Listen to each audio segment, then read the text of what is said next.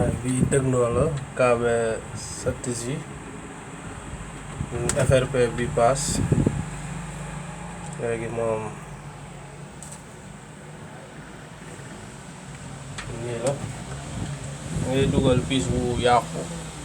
piis boo xamante ni code PIC bi daa yàqu moom ngay dugal. léegi après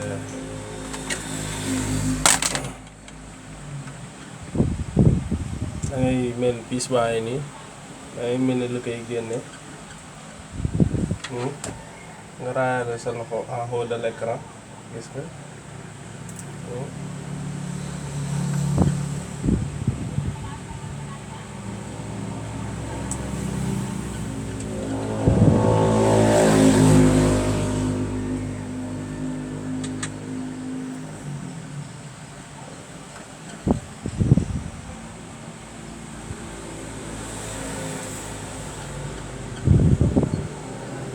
so nii comme raay naa ko ba mu wàcc nii léegi damay génne piis bi moo ngi nii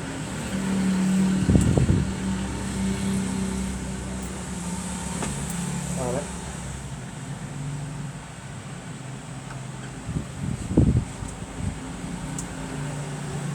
comme ça.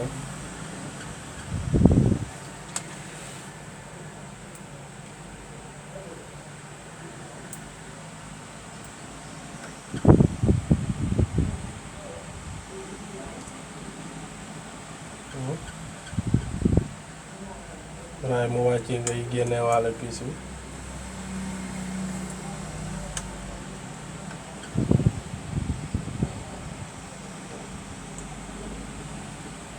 gis nga téye sa loxo nga maintenir ko foofu après te ngay génne piis bi génne naa piis bi ma def nii ci laay dugg paramètre pare ma ñëw fii nii noonu fii laay ñëw application sur la page ouverture des liens YouTube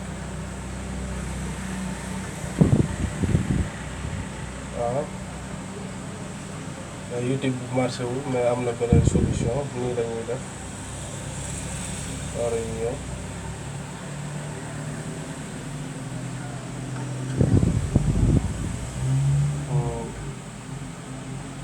foofu demul ma ñëw nii ma ñëw di koy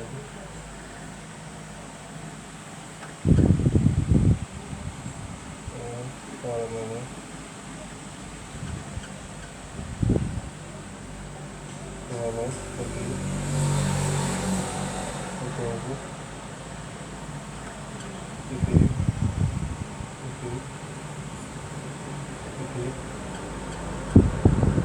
waaw fii laa ñëw assistant et saisie vocale ñëw fii ci paramètre après ma ñëw connaître voilà am na lu may saisir fii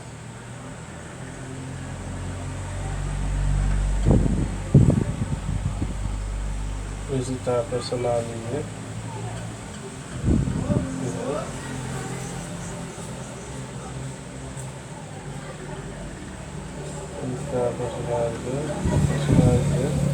personnalisation recherche hors connexion waaw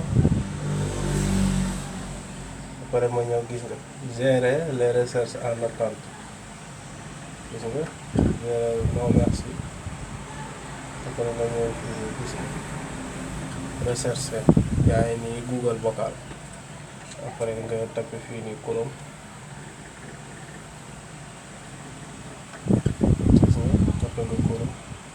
waaw merci nga télécharger ay application yu lay permettre nga dugal foofu compte Google après nga redémarrer téléphone bi c'est comme ça gis nga mun nga def www.negrida.com su bëri na daal mais man bii laay utiliser mu ñëw mu jox la 3 application bii la lay njëkk a jox direct Google account bii pass nga téléchargé ko bi continuer utiliser gis nga c'est bon su téléchargé la nga téléchargé version d'Android bi 5 ak 6 bi 5 baa ngi version d'Android 6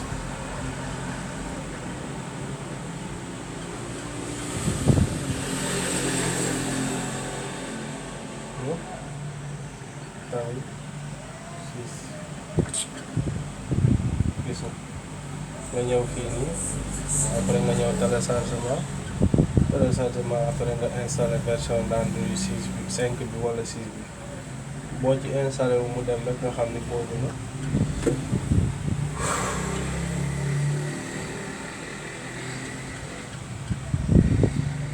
ok léegi nga dóor FRP bi pass bi comme que version d'Android bi installé wu la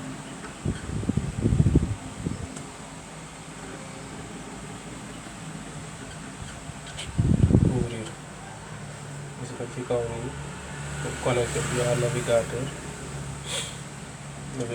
par bi après nga dóor sa compte Google n'importe lequel après nga redémarrer téléphone bi c'est fini loolu la kon ngi leen di ñaan ngeen abonné sama chaîne YouTube Samsu Ndiaye waaw incha allah dinañ leen jàppale ci lépp lu jëm ci wàllu technologie lépp luñ xam rek dinañ ko partager ak jaam yi waaw c'est ça te ngeen jàpp ci ngeen partager chaîne bi incha allah ba beneen